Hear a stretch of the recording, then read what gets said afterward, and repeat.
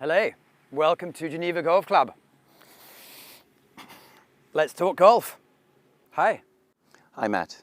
Golf in Switzerland. What's your history? What's your relationship with golf in Switzerland? Okay, well, it's a very long history, Matt. I'm Keith Marriott, President of the Swiss Professional Golfers Association, and I've been now teaching here in Geneva at the wonderful golf club here for 11 years. And prior to that, I was in charge of some of the talented players in Switzerland in working for Swiss Golf with their amateurs for 17 years. That was fantastic.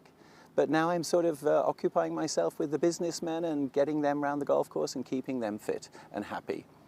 Golf is a barometer of society and business. How are we in Switzerland?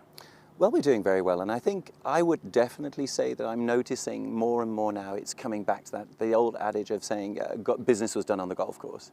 And probably 10 years ago it seemed to disappear, but now I'm definitely seeing that there's an awful lot of gentlemen playing together during the working hours, so that seems to be doing rather well. And in Switzerland, 34% of members are women as well. Exactly. So I guess it's changed from 30, 40, 50 years ago, when it was a men-dominated sport, to everyone's welcome sport. In Switzerland, though, how many people are playing?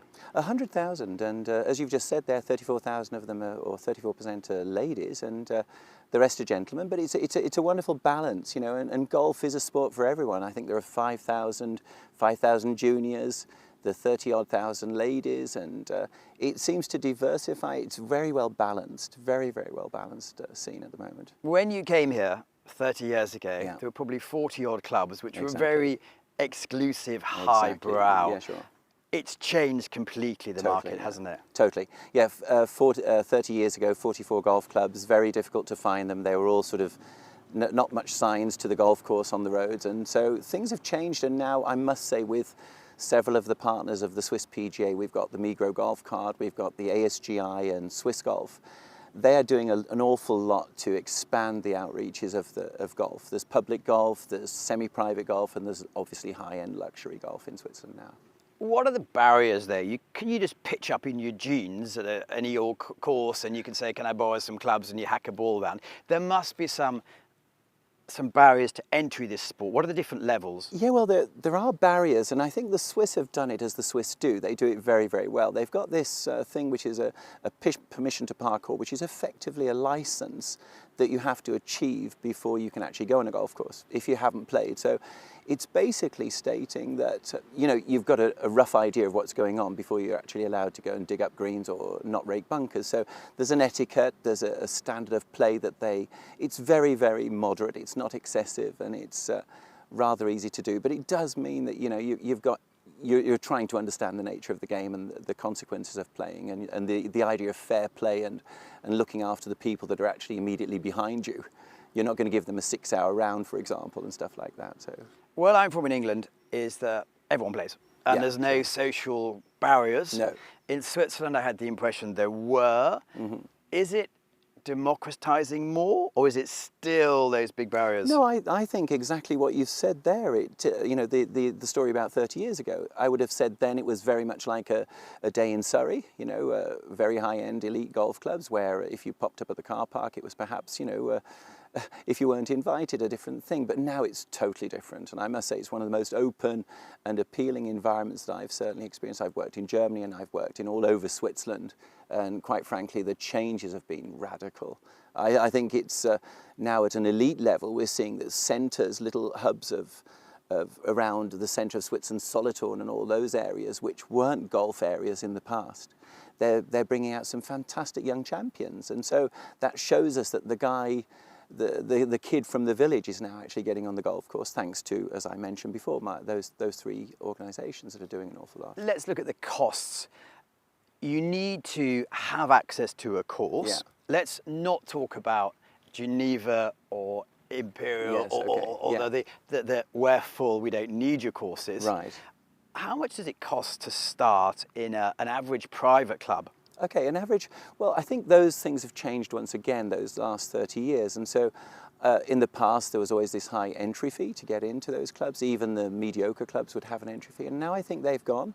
And I think a lot of the clubs you can actually just join and pay a yearly subscription. Which might be? I would say somewhere in the region between 1,500 to 2,000 francs, which is, if you consider that you are obviously going to play an awful lot, it's quite decent. But Matt, going back to that Switzerland offers something that's actually perhaps not so often in the UK. With those two associations, the Migros and the ASGI, you can get this license for 350 Swiss francs, which enables you to go and play and visit other golf clubs once you've done this little test. Or at the Migros, they have 6 different golf courses, and you're a member actually of all 6. So it's really rather cost efficient, if you ask me. So people might use it as a sort of a social club, Yeah. but at the same time now you have the possibility to try out different courses, which I suppose gives more depth to the market. Definitely. I think that that's definitely something we're seeing now, that people do choose to play a little bit more frequently. And some of those areas where I've said around central Switzerland, some of the clubs are actually linking up together, so that, and it's a very sensible idea, that if you're a member of my club, you can play on 2 other clubs. So you're effectively a member of 3. And that's really, I don't see that happening in the UK. It is starting, but I think that's a great initiative. If you want to play, yeah. I mean, there's so many people say it's the club. Yeah. So is it quite easy to pick up do you pick up new clubs? Do you pick up handmade clubs? What's the advice to give to someone like me, an unfit 50-year-old? An unfit 50-year-old? Well, I'd certainly say, first of all, go and see a golf professional. Go and see a Swiss PGA golf professional. They're going to start you off correctly before you even invest in anything. Go along with your granddad's clubs. We don't worry about that. Then once you've got the basics of the game, or after a period of time, and if we found that your granddad's clubs were totally unsuitable, we have clubs there to help you. Hickory, that's fine. Yeah, exactly. We've got other things there to help you out. And then once you've done that, definitely going to a fitter. It's the thing now is, it's like your business suits in Savile Row. We do it a little bit less expensive, but we're actually now fitting golf clubs. They're made to measure. As I saw you coming here, you're a very tall chap and probably need different clubs to a tiny little chap who's rather heavy. So it makes sense, doesn't it? You know, it's one size doesn't fit all. And at the PGA of Switzerland, we have this fantastic cooperation with a company called True Spec Golf, who actually tailor-made all of your golf clubs to fit you personally, so it's really first class. And the lessons, is it a good idea I take 4 lessons a day for 3 years, or how does the structure work, and what sort of costs what would my budget? Okay, Matt, if you show me your swing, I'll probably say we need a lot of lessons, but you know, it's effectively, I would definitely say start off, if you want to do it properly, it's one of those games you can learn to hit the ball on your own. But quite frankly, it's going to be a disaster, and you're going to end up playing an awful lot and being dissatisfied. Start correctly, and I would actually get into a system of coaching. We sort of get away from the idea of, I'm going to teach you golf, I want to coach you, Matt, into becoming a better golfer. And that would be a long during relationship where we would work and plan things together, set up goals at the start of each season, work out strategies, and then try to accomplish these objectives. And do I buy a package of 10 lessons, or do I pay a lesson, and how much will that sort of structure work out? Well, I've got a lot of colleagues who are very successful, and they actually do a coaching season. They will set you up for the year, and they'll say, listen, Matt, that's what we're going to do, and that's going to cost you so much. And other professionals do a very good business on it's like popping into the hairdressers. You feel like you need a haircut, so you pop up, you phone the guy, and he'll do it for you. So it fits every need. But quite frankly now, with my experience, I would say, if I started with you, I'd say, let's do a plan. Let's work on this seriously, because I know the frustrations of the game. And if you're not doing very well and you're out there on the 7th tee and you're thinking, I'm a so-and-so, it's not really good for me either. So I would try and start you off correctly. Once a week, that would be great. Or in the winter, in the snow season, get in the great indoor facilities where we can work on you, and you can have a drink and have a chat. It's wonderful. So we know the social side, Yeah. we know the business Yeah. side. Why has the business side become so important? Is it because of the rise of internet? Why has it become so important? I guess that it's this, it goes back to that statement, isn't it? I'll learn more about you in 4 hours of golf than probably sitting next to you for a year in the office. And I think that's so true. And I've definitely seen that that's coming back into play. You do see the gentlemen, they are playing golf, but they are doing some serious conversation. And I think that it makes sense. I mean, if a product comes up on the internet or you're trying to sell me something, I can flip over my iPad and research it immediately, and I'm going to make a decision and probably not continue the conversation.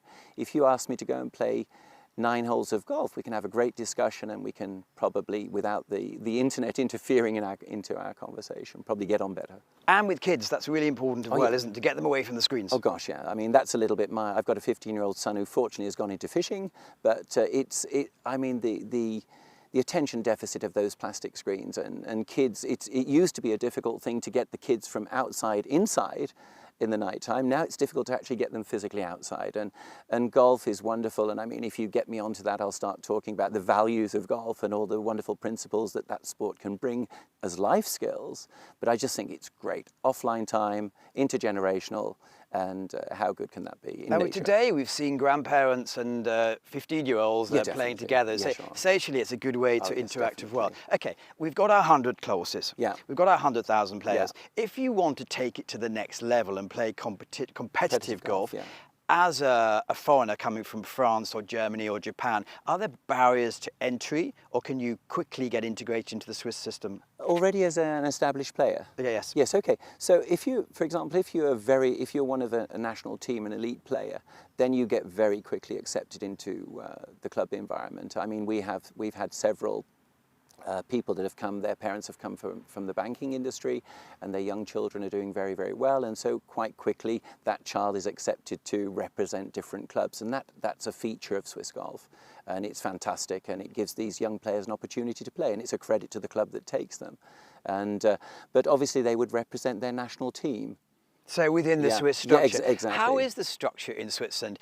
In a couple of weeks' time, obviously, we have at Montana the European Masters, which is like the star event. Yes, of course, yeah. Are there other satellite smaller events in Switzerland? Sure. We have, as the Swiss Professional Golf Association, we have about 30 guys that are actually committed to playing tournaments, so they're on full tour. Of those 30, we've got about 4 of them that are playing the Challenge Tour, which is effectively the step below the European Tour, the big tour.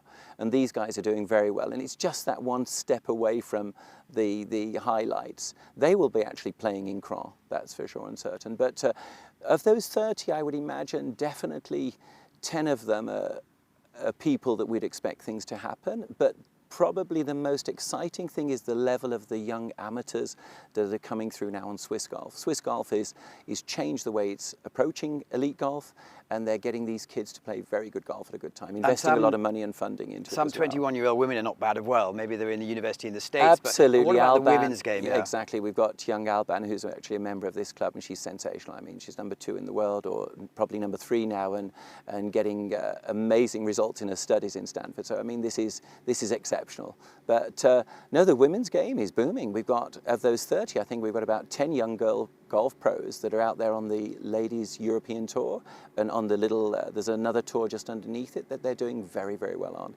and waving the Swiss flag. The future of golf. It's a massive subject, but talk me about a few ideas for the future.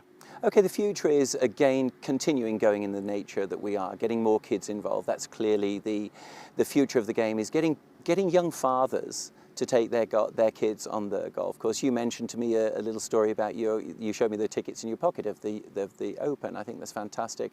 And there was always a link between a parent, a grandparent, and a sport. And I think if we can get that to happen, that dad of 35, it's also a great way of getting a bit of permission to get on the golf course as well. You know, take your kid with you, because the future of the game is going to be those kids. That's quite clear. And the future, the last question.